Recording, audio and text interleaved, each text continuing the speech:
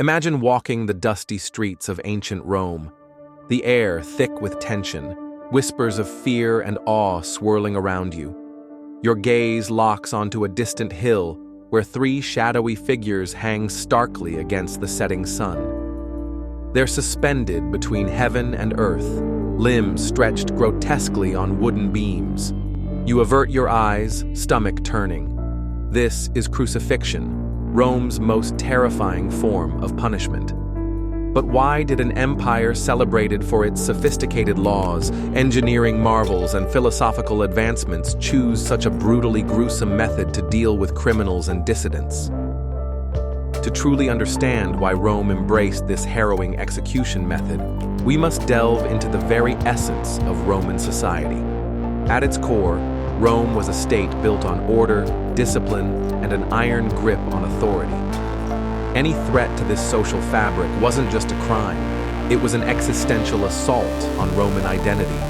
Crucifixion wasn't merely a punishment, it was a powerful message meant to sear itself into the minds of every citizen and conquered subject alike.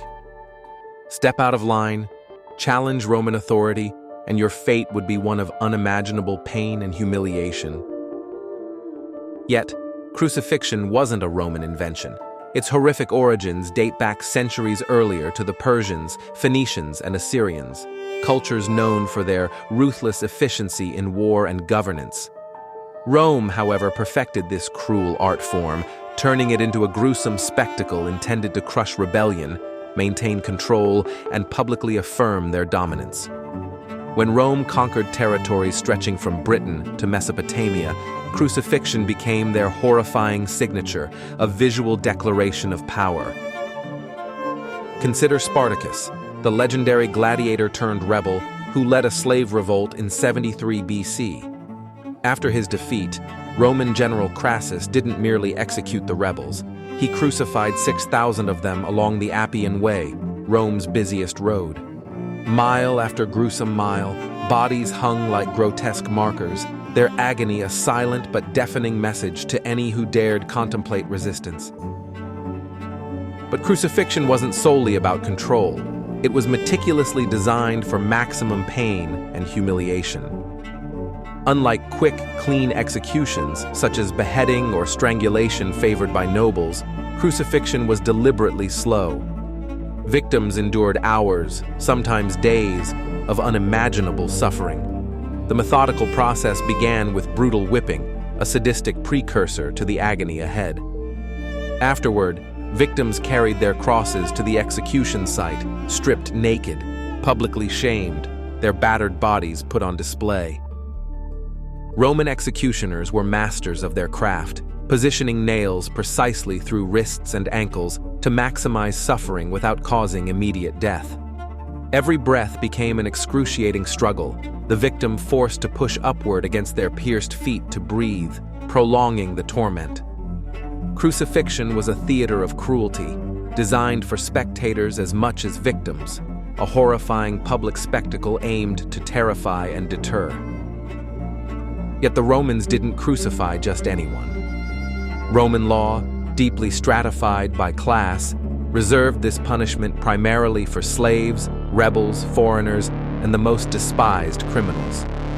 Crucifixion was deemed too dishonorable for Roman citizens, who typically faced quicker, more dignified deaths. By reserving this extreme punishment for those at society's margins, Rome reinforced its strict social hierarchy, clearly marking who mattered and who did not. Moreover, crucifixion served Rome's political agendas, especially in volatile regions like Judea. The crucifixion of Jesus Christ remains history's most infamous example, its repercussions echoing across centuries. Pontius Pilate, the Roman governor of Judea, didn't crucify Jesus merely as a routine punishment. Rather, the act was a calculated political move aimed at appeasing local religious leaders and asserting Roman authority. Pilate understood that a charismatic figure preaching radical ideas about equality, forgiveness, and divine kingship posed a significant threat to Rome's tenuous hold over Judea. Crucifying Jesus publicly declared that Rome tolerated no rivals. not even spiritual ones. The psychological terror of crucifixion was Rome's most potent weapon. This barbaric spectacle wasn't hidden away. It was deliberately staged in the busiest areas, crossroads, marketplaces, and city gates. Rome transformed execution into a grotesque form of social engineering. Each crucified body became a chilling reminder of Rome's absolute authority and the devastating price of defiance. Yet paradoxically, crucifixion's extreme cruelty planted seeds of empathy and rebellion. Instead of suppressing revolts entirely, it occasionally ignited them. Witnessing such brutality, oppressed populations sometimes responded not with fear, but fury. Stories of martyrs who faced crucifixion courageously spread rapidly, galvanizing opposition. Ironically, Rome's cruelest punishment occasionally became the catalyst for its fiercest rebellions. The chilling effectiveness of crucifixion faded as Rome itself began to change. Emperor Constantine, the first Roman ruler to embrace Christianity, abolished crucifixion in the early 4th century AD, recognizing its brutality was incompatible with Christian teachings. By then, crucifixion had etched itself indelibly into human memory, a symbol not just of Rome's strength, but also its moral complexity and ultimate vulnerability. Today, crucifixion remains deeply embedded in our cultural consciousness, symbolizing humanity's darkest cruelty and highest sacrifice. But understanding its Roman roots offers us profound insights into human psychology, power dynamics, and societal control mechanisms. Rome's legacy of crucifixion challenges us to reflect deeply on the nature of justice, punishment, and the ethical boundaries we set as societies. The Romans chose crucifixion precisely because it embodied their most fundamental principles: dominance, deterrence, and absolute control. Yet history reveals a haunting irony. Their brutal method, meant to instill terror, ultimately became a powerful emblem of resilience and defiance. As we grapple with Rome's chilling past, we're compelled to question how far society should go to maintain order, and at what moral cost.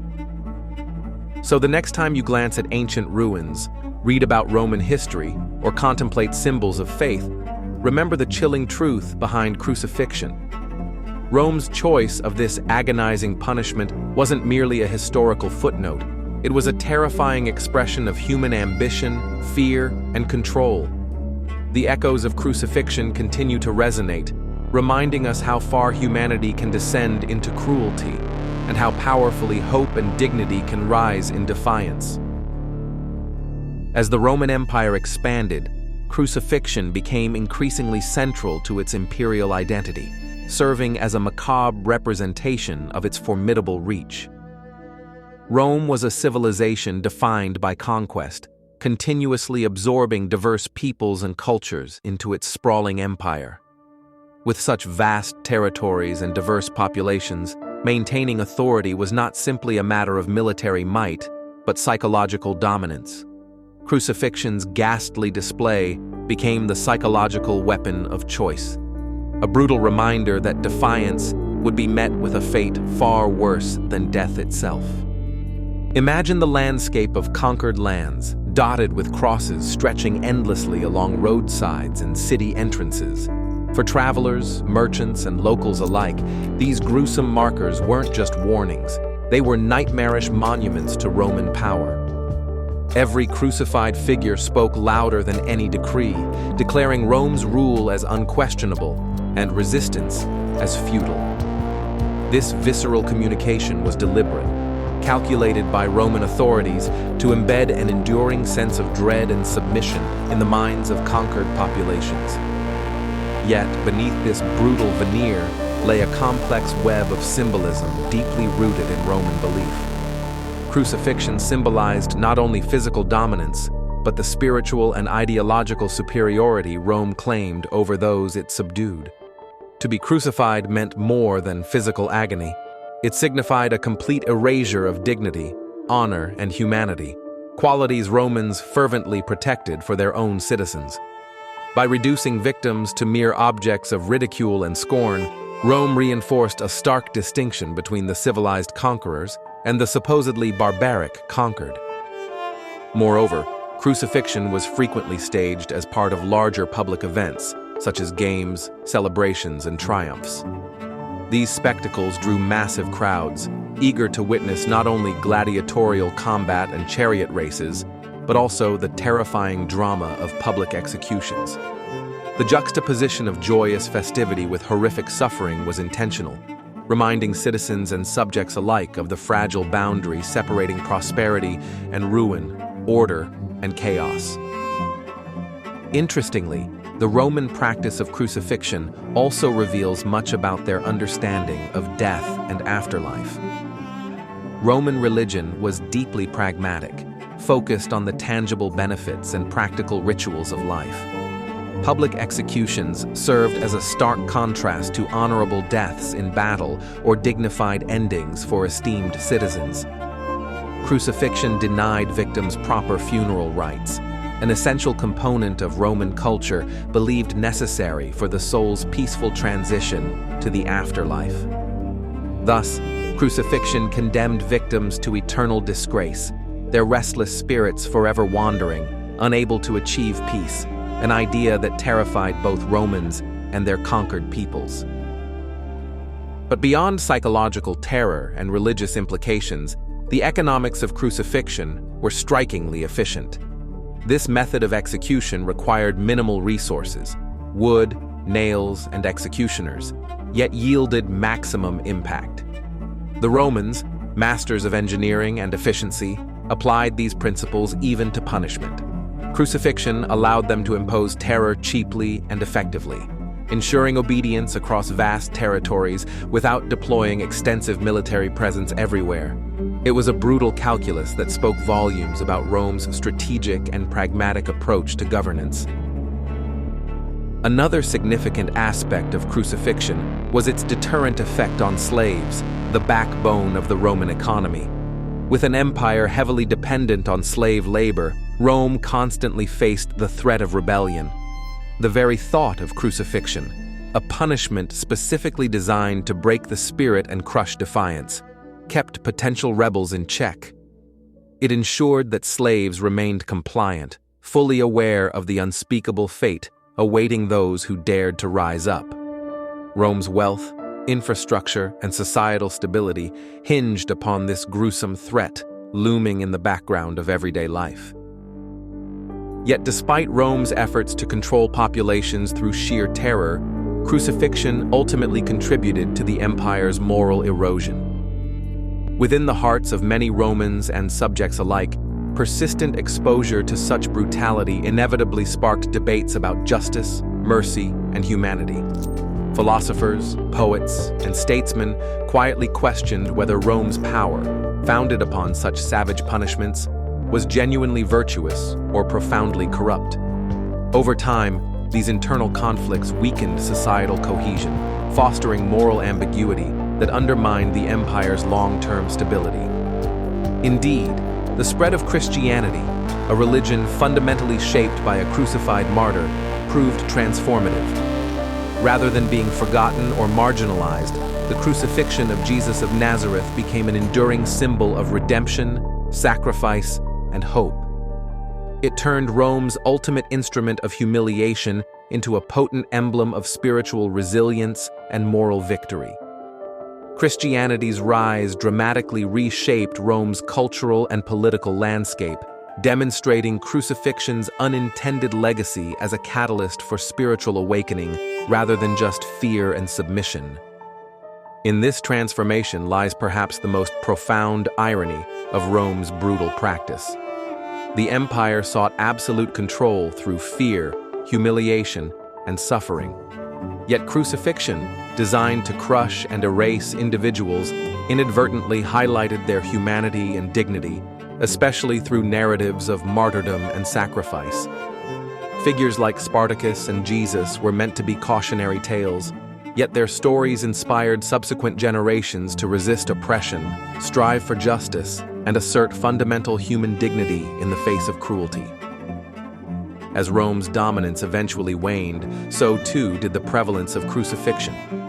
With the rise of Christianity and the empire's internal transformations, such brutal practices gradually ceased, condemned as morally repugnant and politically unnecessary. Constantine's abolition of crucifixion wasn't merely symbolic. It represented a seismic shift in Roman values, signaling a civilization grappling with its violent past and yearning for a more compassionate future. Today, the horror of Roman crucifixion continues to haunt collective memory, offering sobering insights into humanity's capacity for cruelty and the complexities of power. It serves as a stark reminder of how societies justify and institutionalize violence, shaping moral boundaries to preserve order and authority.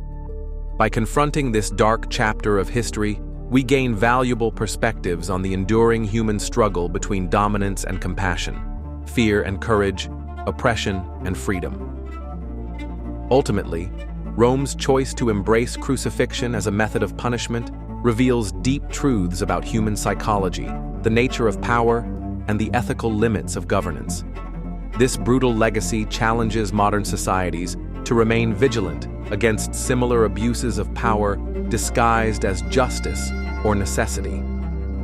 Crucifixion's echoes compel us to continually reevaluate our systems of law, punishment, and societal control, reminding us of the profound costs when authority is maintained through fear rather than mutual respect and dignity. As we reflect on Rome's chilling history, let us not forget the resilience and dignity of those who endured its cruelty. Their silent courage amid unimaginable suffering serves as a timeless testament to the human spirit's ability to withstand oppression and inspire change. Through this lens, crucifixion becomes more than just an ancient punishment. It becomes an enduring lesson in humanity's struggle for justice, dignity, and compassion in the face of overwhelming cruelty.